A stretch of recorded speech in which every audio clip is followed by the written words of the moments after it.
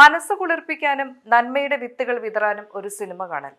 Saint Joseph special school വിദ്യാർത്ഥികൾക്കാണ് സാമൂഹ്യ മൂല്യമുള്ള സിനിമ കാണാൻ ലയൺസ് അവസരമൊരുക്കിയത്.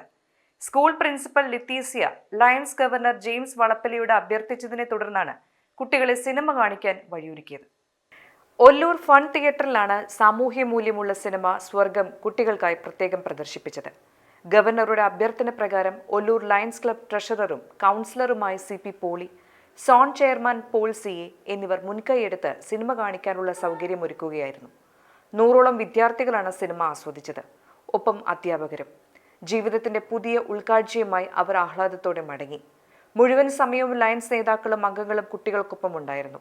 ലയൺസ് അഡീഷണൽ ക്യാബിനറ്റ് സെക്രട്ടറിമാരായ James Sancheri, Raghunath, region chairman Sumesh, district chairperson Ramachandran എന്നിവർ നേതൃത്വം നൽകി. എല്ലാ വർഷവും നല്ലൊരു സിനിമ കാണിക്കാമെന്ന വാഗ്ദാനവും ലയൺസ് നേതാക്കൾ സ്കൂൾ അധികൃതർക്ക് നൽകി.